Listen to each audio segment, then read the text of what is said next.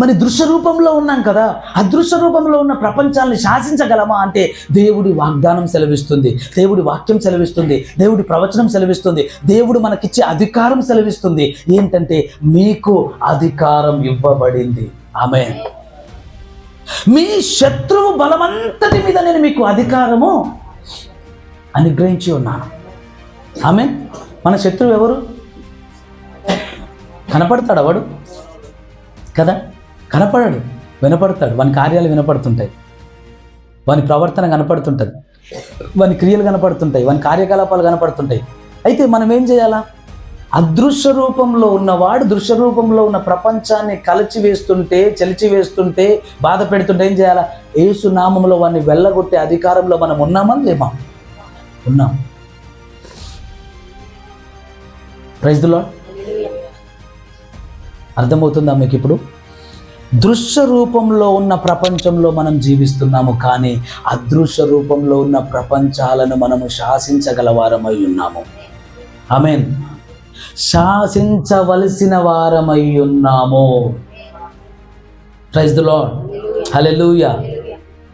Elisha అలాగనే ఉన్నాడు, ఏలియా అలాగనే ఉన్నాడు, మోషే అలాగనే ఉన్నాడు, ఎజ్కేల్ అలాగనే ఉన్నాడు, పౌలు అలాగనే ఉన్నాడు, పేతురు అలాగనే ఉన్నాడు, యోహాను అలాగనే ఉన్నాడు. వాళ్ళంతా ఎవరు? నీకన్నా నాకన్నా తక్కువ చదువుకున్న వాళ్ళు, నీకన్నా నాకన్నా తక్కువ నాగరికత తెలిసిన వాళ్ళు. ఏం తెలియదు వాళ్ళకు, కానీ వాళ్ళు ఏమయ్యారు? వాళ్ళు ఆత్మ సంబంధులుగా మార్చబడ్డారు. వాళ్ళు ఏమయ్యారు? ఆత్మ పరిధిలో అధికారం పొందుకున్నారు. వాళ్ళు ఏమయ్యారు? ఆత్మ రాజ్యములలో అధికారము గల వాని చేత అధికారం పొందుకున్నారు, అభిషేకింపబడ్డారు, ఆత్మను పొందుకున్నారు. ఆ అధికారం వినియోగించినప్పుడు ఆత్మ రాజ్యములలో కదలికలు వాళ్ళ ద్వారా జరిగాయి. దేవుడికి స్తోత్రం కలుగును గాక. Praise the lord. హల్లెలూయా.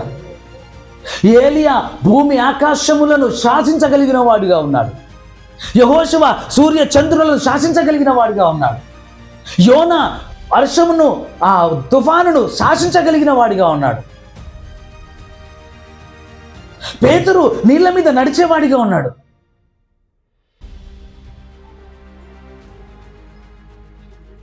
జాగ్రత్తగా అర్థం చేసుకోండి నాన్న. మనము శారీర సంబంధంలాగా బతికితే, మనం ఎప్పుడు ఈ శారీర సంబంధమైన ఆలోచనలతో బ్రతికితే, ఈ శారీర సంబంధంగా బ్రతకడం అంటే ఏంటో తెలుసా? అపవిత్రమైన ఆలోచనతో బ్రతకడం, అసూయతో బ్రతకడం, కుట్రతో బ్రతకడం, కుళ్ళుతో బ్రతకడం, అబద్ధంతో బ్రతకడం.